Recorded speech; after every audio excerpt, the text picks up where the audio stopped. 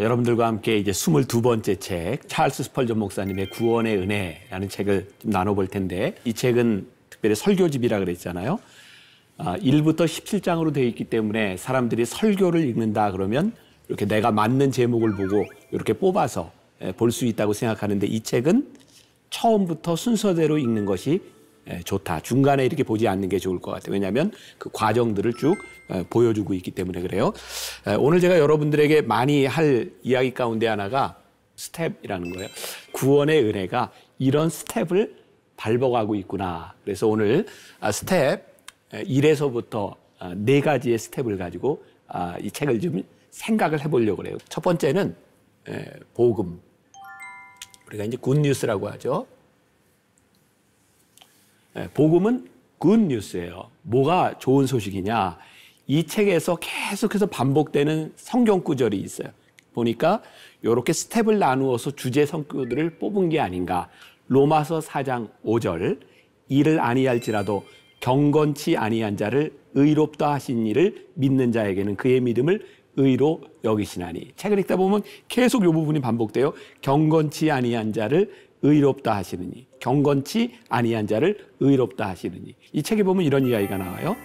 하나님이 경건치 아니한 자를 의롭다 하신다면 당신도 의롭게 하실 수 있을 것입니다. 그러니까 이게 왜 굿뉴스냐? 바로 당신도 경건치 아니한 자기 때문에 당신에게 복음이 될 수 있습니다. 그런데 이 책을 이렇게 쭉 이야기하면서 누구에게 복음이 되는가라고 하면서 이 책에 3가지 유형의 사람들이 등장을 하고 있어요. 기억이 나는지 모르겠어요. 첫 번째는 회심하지 않은 사람. 그 다음에 예배에 참석해도 설교를 들어도 감동이 없는 사람. 3번째 어떤 유형이 있냐면 자신을 의롭다고 생각하는 사람. 이 3가지 유형의 사람들이 있는데 어떤 사람에게는 이것이 복음이 될 수도 있고 어떤 사람에게는 이것이 복음이 되지 않을 수도 있다. 스스로 의롭다 여기는 사람들에게는 줄 복음이 없다라고 이야기를 해요. 그래서 칭의, 우리가 하나님 앞에 의롭다 여김을 받는 사람, 누구에게 굿뉴스예요? 경건치 아니한 자, 아직 회개하지 아니하고 감동받지 아니한 자에게 이것이 복음이다. 이렇게 이야기를 하고 있어요. 자, 여기서 제가 좀 짚고 넘어가야 될 게, 스펄전 목사님은 우리들에게 이 책을 통해서 어떤 것도 하나 새로운 이야기를 하지 않고 있어요. 여러분들 책을 읽어서 알겠지만 여러분들이 이 책을 읽으면서 어떤 지식을 얻었어요? 아니요. 적어도 신앙생활을 우리처럼 한 사람들에게 이 책은 어떤 지식을 더해주지 않아요. 그러나 우리들이 알고 있는 것을 정리하게 하고 복음이 무엇인지를 가장 명확하게 설명해 주고 있죠. 자, 그래서 이 복음이라고 하는 것에 있어서 2가지를 생각해 봐야 되는, 하나는 이 경건치 아니한 자를 의롭다 하시는 이는 누구냐? 누굴까요? 하나님. 이 책은 아주 철저하게 하나님의 은혜, 하나님의 주권이라고 하는 틀에서 이야기를 하고 있어요. 로마서 8장 33절에 의롭다 하시는 이는 누구라고요? 하나님이시니라. 자, 이 책은 처음부터 끝까지 이 맥을 가지고 있어요. 이 모든 것을 의롭다 하시는 이 은혜를 주시는 이유가 하나님이시다. 죄인을 의롭다 하시는 분은 하나님이시다. 근데 왜 하나님이신가? 예를 들어서 최령 씨가 뭔가 좀 잘못한 일이 있어요, 나한테. 네. 생각나는 거 있죠? 맞네요. 근데 그 다음날 내가 이거를 좀 잘못을 좀 빌어야 되겠다 생각해서 다음날 보미 씨한테 가서 미안하다고 사과를 해요. 보미야, 저기 목사님한테 내가 미안해. 어떻게 해야 되죠, 그럼 저는요? 이런 엉뚱한 일. 그러니까 최령 씨가 나하고의 문제가 생겼으면 나하고 해결을 해야 되는데 보미 씨하고 해결이 안 된다는 거예요. 죄에 대한 문제는 하나님과 우리들 사이의 관계에 대한 문제. 우리들이 하나님께 범죄했기 때문에 철저하게 이 죄의 문제를 해결하고 구원의 은혜를 베푸시는 분은 누구다? 하나님이시다. 책은 철저하게 하나님 중심에서부터 가고 있어요. 자, 그리고 하나님께서 그럼 어떻게 우리를 구원하셨는가? 어떻게 죄인들을 의롭다 하실 수 있는가? 책을 조금 인용해 볼까요? 우리 최령 씨가 38페이지. 공의의 하나님께서 나를 어떻게 용서하실 수 있을까 매우 걱정하고 있을 때 하나님의 아들이 사람이 되어 나의 죄를 짊어지시고 십자가에 달리신 것을 믿음으로 바라보고 깨닫게 되었다. 그가 징계를 받음으로 내가 화평을 얻었고 그가 채찍에 맞음으로 내가 나음을 입었던 것이다. 공의죠. 그러니까 하나님께로부터 지은 죄를 문제할 수 있는 건, 해결할 수 있는 건 하나님. 그래서 여기에 이제 성육신 사건을 설명을 해주고 있는, 하나님만이 해결할 수 있는 일이다. 그러면서 40페이지에 아주 중요한 구절이 하나 나오고 있는데 한번 읽어줘 보실래요? 영혼을 위한 그리스도의 희생이 참 희생이 되려면 그 영혼이 구원받아야 한다. 믿는 영혼이 정죄받는다면 그것을 어찌 희생이라 할 수 있겠는가? 자, 영혼을 위해 그리스도께서 십자가를 지시고 성육신하셔서 오셨는데 이것이 효력이 있으려면 어떻게 해야 돼요? 우리가 구원을 받아야 돼요. 스펄전에게서 굉장히 중요한 설교의 핵심이 뭐냐면 하나님이 베푸신 은혜가 효과가 있고 그것이 진짜 구원이 되려면 누가 구원을 받아야 돼요? 죄인이, 회심하지 않은 자가 구원을 받아야 된다. 자, 여기에 중요한 단어들이 지금 등장을 하고 있는데 하나님의 주권, 다른 말로 얘기하면 은혜라는 거예요. 이거는 우리 개신교 신학에 있어서 굉장히 중요한 이야기를 다루고 있는데 우리가 많이 들어봤던 이런 말 들어봤어요? 혹시? 라틴어로? 오직 솔라 믿음으로 피데. 네. 자, 그다음에 솔라 그라치아. 오직 은혜로 네, 오직 은혜로. 요 사상이 기독교의 핵심 사상이 여기에 다 들어가 있어요. 자, 우리들이 구원을 받는다. 우리들이 믿음으로 구원을 받는다. 여러분 루터도 유명한 회심 사건이 있거든요. 길을 가다가 젊은 시절에 번개 치는 걸 옆에서 보죠. 그리고 나도 이렇게 죽을 수 있겠구나. 루터에게 두려움이 생겼어요. 어떤 두려움이 생겼냐면 그 당시에는 죄를 고하는데 어떻게 했죠? 고해성사하고 신부가 이렇게 뭐뭐뭐뭐 해라. 그런데 내가 죄를 다 고하지 못하고 죽으면 내가 어떻게 되나 이런 두려움이 있었던 거예요. 그러니까 사람들에게 근원적인 그 죄에 대한 두려움, 죽음에 대한 두려움 이것을 인간이 해결할 수 없는 거예요. 왜? 우리들이 고하지 못한 죄, 우리들이 알지 못하고 범한 죄 이런 것들을 우리들이 다 어떻게 할 거예요.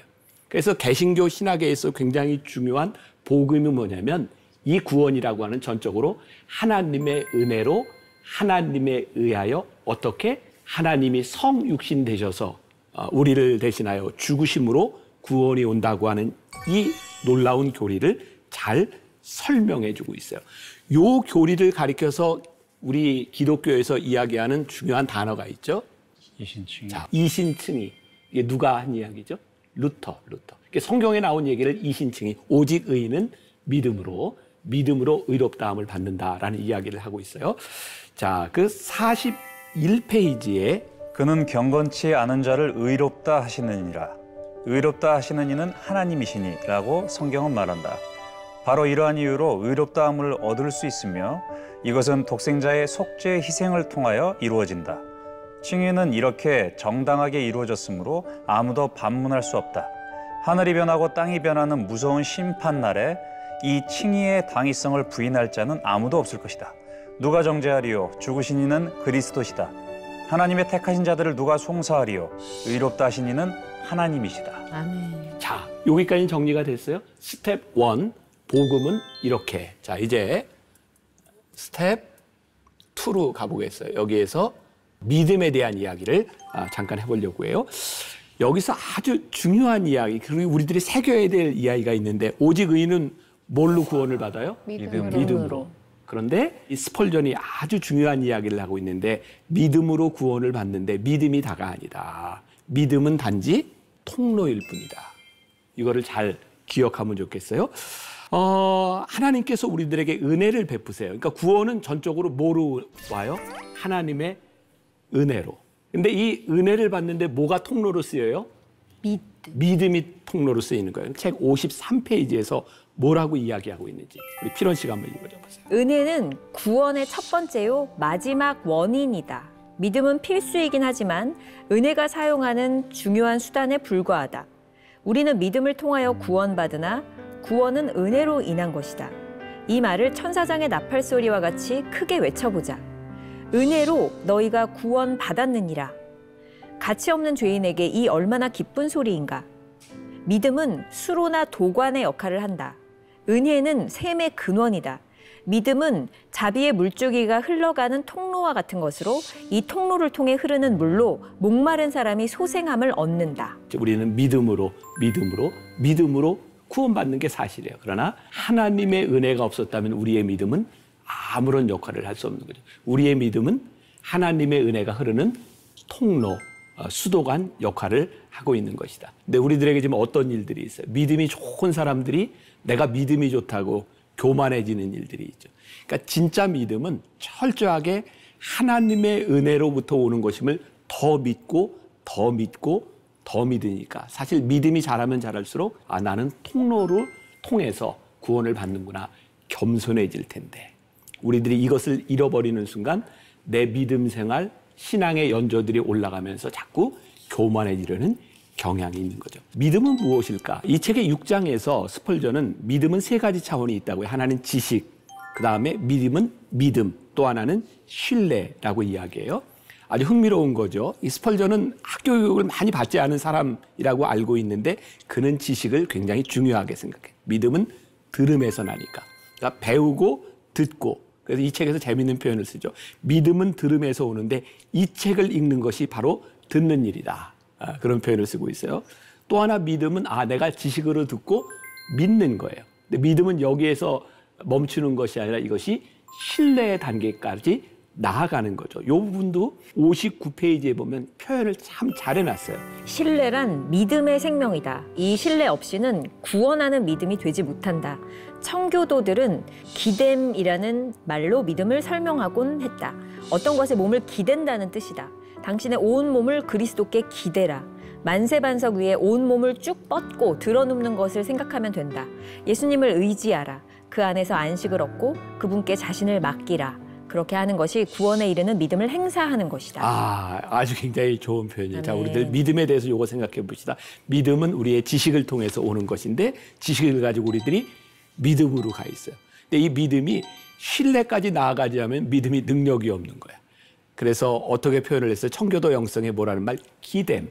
우리들이 정말 하나님을 믿는다면 신뢰하는 마음으로 만세반석 위에 두 발을 쫙 벌리고 누워 있어라. 하나님을 신뢰하라. 이 믿음의 이 세 가지 단계도 참 멋지게 표현을 하고 있는 것 같아요. 하나님께서 구원의 통로로 이 믿음을 선택하신 이유를 이 스펄전이 세 가지로 이야기를 하고 있거든요. 첫 번째, 인간과 하나님을 연결하는 확실한 방법이 믿음이기 때문이다.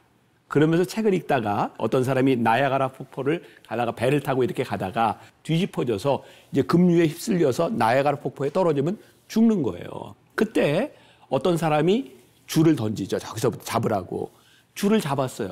둘 다 줄을 잡았는데 저 위에서부터 큰 통나무가 흘러내려오는 거예요. 이 사람이 이렇게 흐물흐물한 줄을 놓고 통나무를 잡았어요.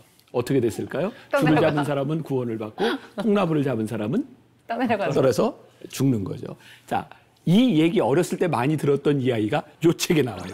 스펄전이 그 예화를 썼었구나. 그래서 믿음은 우리에게 아주 연약한 줄처럼 보이지만 하나님은 믿음을 통해서만 우리들이 구원을 받을 수 있도록 예비하셨다. 이 믿음을 통해서 구원을 받는다. 이 이야기를 하고 있고 또 구원의 통로로 믿음을 선택한 두 번째 이유는 믿음은 행위의 동기에 영향을 미친다. 자, 사실 우리들이 어떤 의지적 결단을 할 때 그 의지적 결단이라고 하는 것은 단순히 감정적인 게 아니라 내 안에 있는 믿음에서부터 나오는 거죠. 우리들이 표정을 보면서도 내가 저 사람을 믿어 그러면 나도 모르게 신뢰가 가는 표정과 말이 나오지만 속에서부터 저 사람을 안 믿고 있다 그러면 나는 저 사람에게 신뢰가 가는 일을 할 수 없는 거죠. 그래서 구원의 통로로 믿음을 사용하는 두 번째 이유. 세 번째, 믿음은 화평과 기쁨을 창조하기 때문이다 라고 이야기를 해요. 믿으면 평안해요.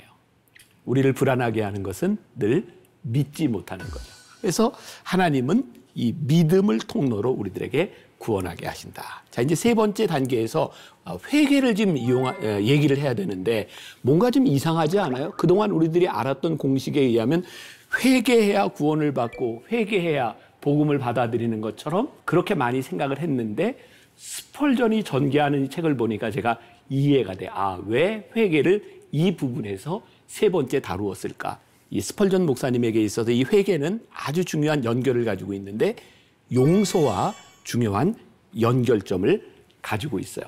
스펄전 목사님에 따르면 회개가 먼저일까요? 용서가 먼저일까요? 용서가 먼저. 네, 용서가 먼저. 참 신기하죠. 우리는 회개해야 용서받을 것으로 생각하는데 용서가 없이는 회개가 아무런 의미가 없는 거죠. 아, 그래서 굿뉴스와 믿음을 통해서 우리들이 용서를 받는다는 확신이 있을 때 그래서 이 세 번째 단계의 회개를 이야기할 수 있구나. 자, 이 부분에 대해서 우리 보미 씨가 120페이지와 121페이지에 걸쳐 있는 부분을 읽어주세요. 죄를 미워하는 마음과 용서받았다는 느낌은 우리 영혼 속으로 함께 들어오고 우리가 살아있는 동안 함께 머문다. 이 두 가지는 함께 행동하며 반응한다. 용서받는 사람은 회개하고 회개하는 사람은 틀림없이 용서받는다. 첫째는 용서, 다음에 회개가 따른다는 사실을 기억하라. 자, 이게 아주 재미있는 이야기죠. 용서와 회개는 늘 같이 있어요. 용서하면 회개가 오고 회개하면 용서해 주시고. 그럼에도 불구하고 첫 번째는 뭐라고요? 용서다. 그럼 제가 처음에 이야기했던 게 여러분들이 기억에 날 거예요. 스펄전의 이 신학, 스펄전의 설교에서 제일 중요한 건 뭐예요? 하나님의 주권, 은혜. 회개는 누가 하는 거예요? 우리가 하는 거죠. 용서는 어디로부터 와요? 하나님께로부터 오는 거죠. 분명히 우리들이 구원을 받는데 회개가 필요한데 스펄전은 철저하게 이 회개가 있기 위해서는 뭐가 있어야 돼요? 하나님의 은혜를 통한 용서가 없이는 안 된다는 거죠. 또 아주 멋진 이야기를 하고 있어요. 회개는 믿음의 성장에 따라 함께 성장한다. 믿음이 성장하면서 뭐가 성장해요? 회개도 성장하는 거죠. 이쯤 되면 우리 복음 책방에 있는 사람들이 이해가 되죠. 아, 이 회개라고 하는 것은 우리들이 믿음이 성장하면서 하나님의 마음이 들어오고 민감해지기 시작할 때 더 많은 회개가 일어나는구나. 그러니까 하나님의 은혜를 많이 받으면 많이 받을수록 우리는 더 많은 회개를 하게 되고 참 놀라운 것은 더 많은 회개를 하면 할수록 또 뭘 경험해요? 놀라운 하나님의 은혜와 용서를 경험하게 되고. 그러니까 스펄전은 이 모든 것이 다 함께 가는 것이지만 정말 중요한 건 뭐예요? 하나님께서 우리들에게 베푸신 은혜가 없다면 용서가 없다면 회개는 존재하지 않는 거죠. 자, 121페이지 아주 짧은 부분이 있는데 우리 보미 씨가 읽어줘 보세요. 내가 생각하기에는 믿음이 완전한 확신에 이르기까지 성장하여 예수의 피가 우리의 죄를 눈보다 희게 씻었다는 것을 확신하게 될 때 회개는 최고점에 이른다. 다시 말을 하면 하나님께서 우리들에게 용서를 베푸신 이 복음이 믿음을 통해서 우리들에게 확실하게 들어올 때 우리는 최고조의 회개를 하게 된다. 참 우리들이 그동안 생각했던 거하고 조금 순서가 바뀌었는데 스펄전이 더 명확하게 우리들에게 이 복음에 대한 이야기를 하고 있는 것 같아요. 그래서 우리들이 이런 오해를 그동안 했던 것 같아요. 회개는 믿음과 같이 일생 동안 우리들에게 주시는 은혜인데 믿음과 회개는 동반 관계에 있는 것인데 우리는 자꾸 믿음이 있어야 회개를 하는 그런 것으로 생각하는 것들, 회개에 관한 오해. 하나님의 용서가 있기 때문에 우리들이 회개할 수 있다. 이 부분을 기억하면 좋을 것 같아요. 마지막 네 번째 단계가 굉장히 중요해요. 스텝 4. 견고함 이렇게 표현할 수도 있고요. 이 책에 보면 이거를 어떻게 표현을 했냐면 성도의 견인이라고 표현을 하고 있어요. 자, 이제 우리가 복음을 듣고 믿음을 통해서 회개하고 용서를 받았어요. 그런데 우리들에게 어떤 문제가 있냐? 내가 용서받은 이 삶을 계속해서 살아갈 수 있을까? 저에게도 그런 두려움이 있어요. 나는 언제 은퇴할까? 은퇴를 생각하면서 나는 타락하기 전에, 죄 짓기 전에 은퇴하면 참 좋겠다. 왜냐하면 제 속에 두려움이 있는 거예요.